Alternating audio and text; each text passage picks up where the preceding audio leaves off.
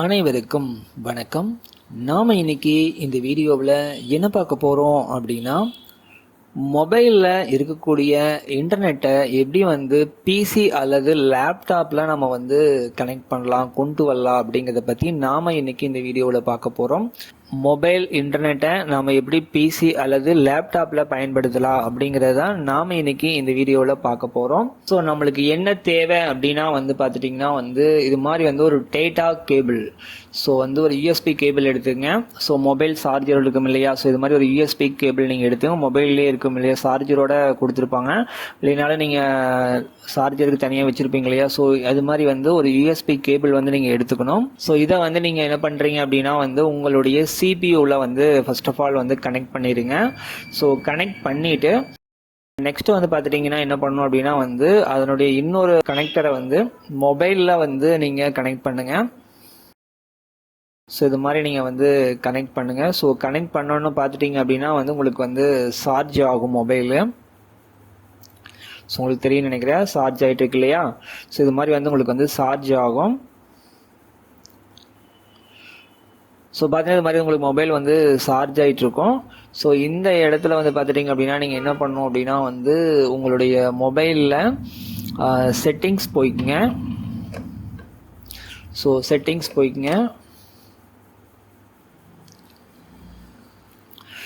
So இதில் பார்த்தீங்கன்னா உங்களோட மொபைலில் செட்டிங்ஸ் போய்க்குங்க. ஸோ செட்டிங்ஸ் போனீங்க அப்படின்னா யூஎஸ்பி தியரிங் அப்படின்னு ஒன்று இருக்கும். ஸோ யூஎஸ்பி அப்படின்னு டைப் பண்ணாவே உங்களுக்கு காமிக்கும். யூஎஸ்பி தியரிங் அப்படின்னு ஃபர்ஸ்ட்டில் வருது இல்லையா. ஸோ அதை டச் பண்ணி உள்ளே வாங்க. இதில் யூஎஸ்பி தியரிங் அப்படிங்கிறத நீங்கள் எனேபிள் பண்ணிடுங்க. ஆஃபில் இருக்கும், எனேபிள் பண்ணிக்கங்க. ஸோ எனேபிள் பண்ணிட்டீங்கன்னா உங்களுடைய பிசியில் பார்த்தீங்கன்னா அது உங்களுக்கு கனெக்ட் ஆயிரும்.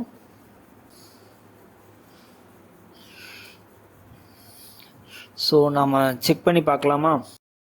ஸோ பாருங்கள், இப்போ நான் மவுஸ் பாயிண்ட் வைக்கிறேன் அந்த இடத்துல no connected. So internet not அவைலபிள்னு இருக்குது இல்லையா. ஸோ அங்கே இன்டர்நெட் இல்லை. ஸோ இன்டூ மார்க் உங்களுக்கு காமிச்சிட்டு இல்லையா. ஸோ பார்த்தீங்கன்னா இந்த இடத்துல உங்களுக்கு தெரியும். ஸோ உங்களுக்கு பார்த்துட்டிங்கன்னா நெட் இன்னும் கனெக்ட் ஆகலை.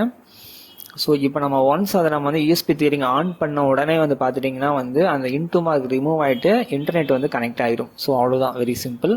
ஸோ நெக்ஸ்ட்டு நீங்கள் என்ன பண்ணுறீங்கன்னா உங்களுடைய ப்ரௌசரை ஓப்பன் பண்ணுங்கள்.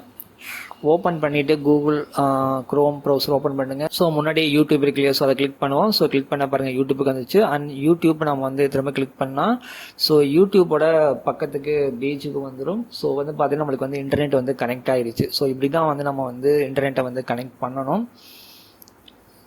ஸோ மொபைலில் இருக்கக்கூடிய இன்டர்நெட்டை நம்ம எப்படி யூஎஸ்பி கேபிள் மூலம் பிசி அல்லது லேப்டாப்புக்கு கனெக்ட் பண்ணலாம் அப்படிங்கிறத நாம் இன்னைக்கு இந்த வீடியோவில் பார்த்தோம்.